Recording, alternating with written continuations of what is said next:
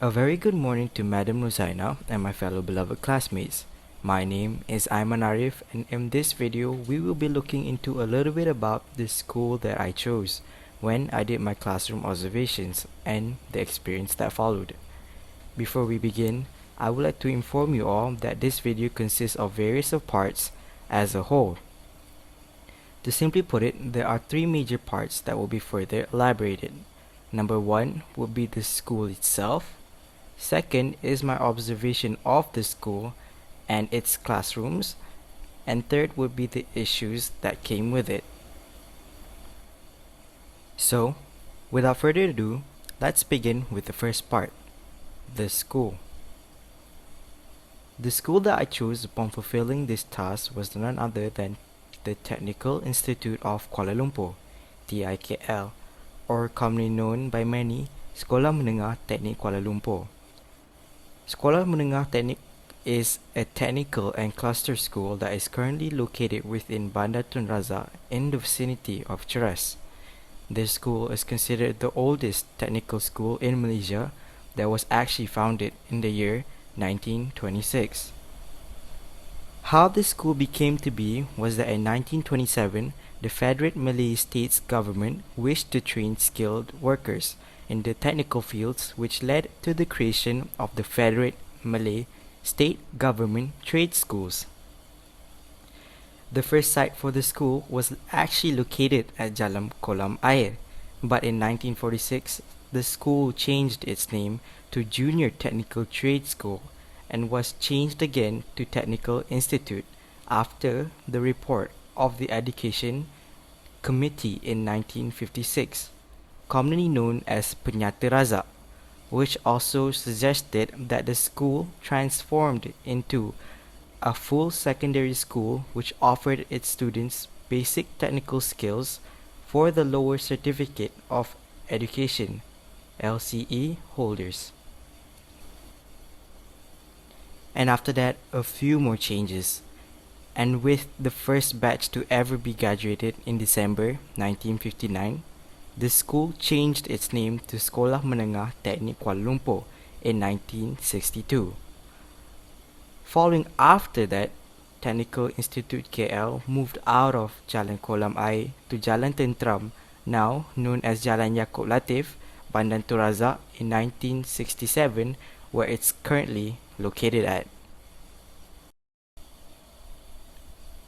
So that's how this school became to be.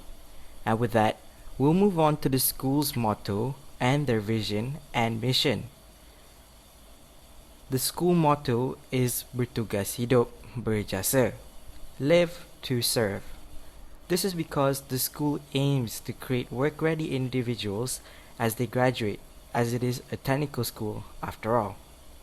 Their vision is SMTKL at the apex of excellence, and their mission is to equip students with the fundamentals of excellent technical education to breed first-class technocrats in line with the nation's aspiration. So now, we will be moving on to the observation part of this video. Let's start by talking about the facilities, the physical structure of the school itself. Here are a couple photos that I took as I was exploring the school's compound. From what I saw, this school was like any other schools. It's equipped with all the necessary classes needed to teach the proper subjects. There is a good-sized library and 2 laboratories for learning science. Not forgetting to mention that they have a whole row of classes specially built as a workshop for the technical classes. Pretty cool, isn't it? The school compound has dorms built near it, and the students also are equipped with a dining hall. The canteen of the school is a bit different. There is no such thing as a teacher's lounge or a private section, and I asked why so. And it seemed it was so that the students can mingle around with the teachers if they are called upon to do so, and it would be easier to spot if they are ever needed to be found. Alright, Here is the scanned copy of the organizational chart. It was hard to find the full one properly as they don't provide any soft copy of it, and this is what I was offered. The full chart can be seen on the side of the building here, but was quite hard to capture. So now let's just move on towards the numbers of teachers and the students. Within SMK Teknik Kuala Lumpur, there are only Form 4 and Form 5 graded students being taught there. Within a year, there are approximately 600 enrolled students and around 40 plus teachers. And out of those 40-ish teachers, there are only 4 English teachers that teaches there. So, as you can see here, the curriculum of the school is split into two, the compulsory and the electives. As you all know, compulsory subjects are regular standards of what students should be taught to be learned, and their electives are all of these: mechanical engineering, civil engineering, electrical and electronics, principles of accounting, entrepreneurial studies, and engineering drawing.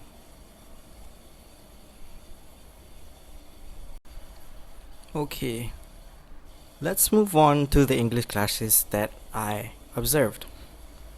All of the observations varied from one another.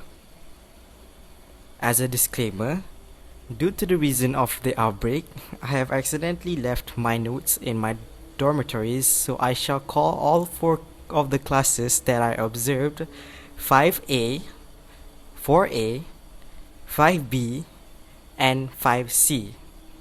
In this order, due to that was how I observed it accordingly. I'm sorry, I forgot. As you could have guessed it, I managed to observe more Form 5 classes than Form 4 classes, and this was due to the fact that Form 4 students were fresh intakes.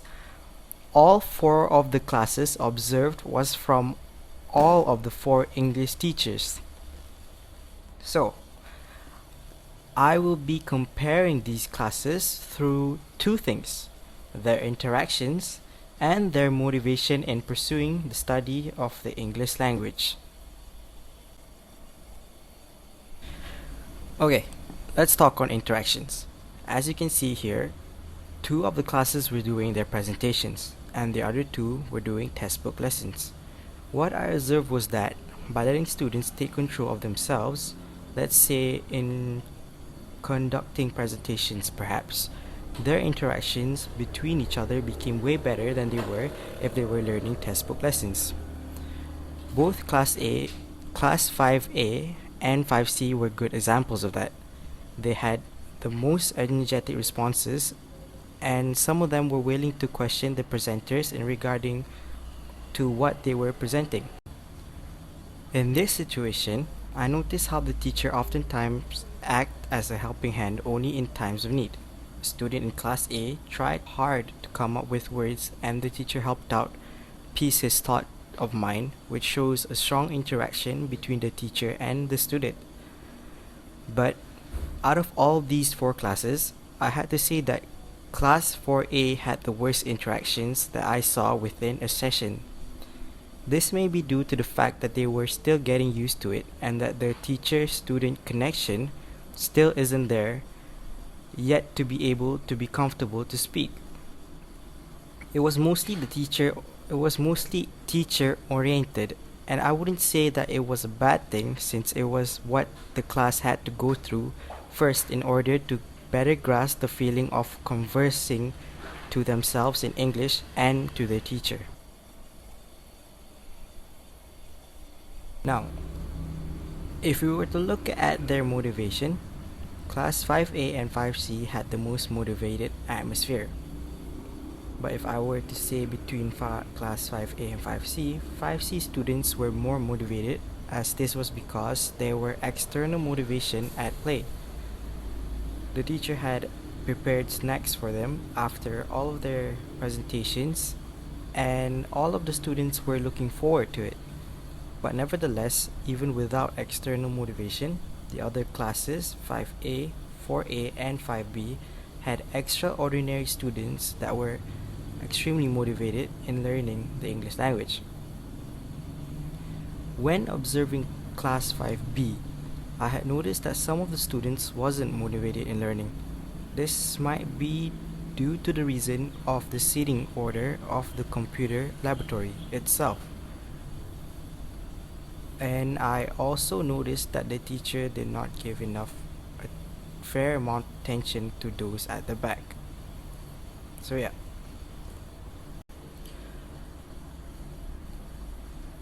Let's touch on some issues that I noticed that the school was facing and share a little bit of my thoughts on it in regards to making it better.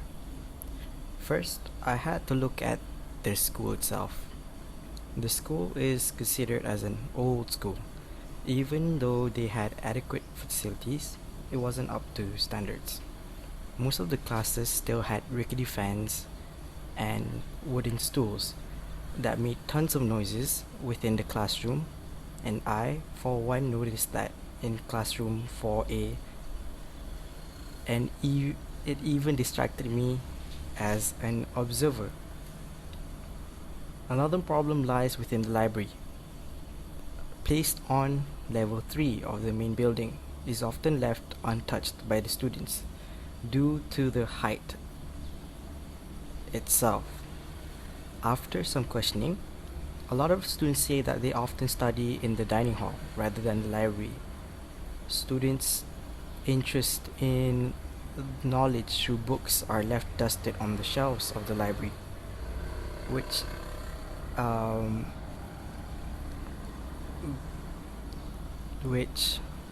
do you say it, puts this question into mind whether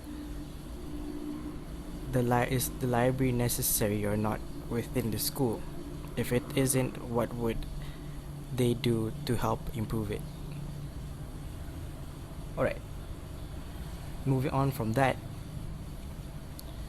is the problem of the new textbook that arrived earlier this year. It has said that everything taught to the students must be followed by the book itself. This restricts the creativity of the teachers in their act of knowledge sharing, as now they are unable to do things differently. But that is if they do follow the book. Now, to overcome the problem of motivation, teachers should approach teaching students in a way that they let the students be in charge of themselves. Commonly, working in groups with minimal instructions would help intrigue them into wanting to handle it on their own. So in that situation, we help build their students' self-learning process to be able to walk around and mingle with their classmates rather than having them face down looking at textbooks all day long. And sometimes, external motivation isn't always a bad thing. If it were to be used once or twice, would actually help increase their interest in pursuing the English language. Even a simple star board system would suffice to help out the students to be more motivated in learning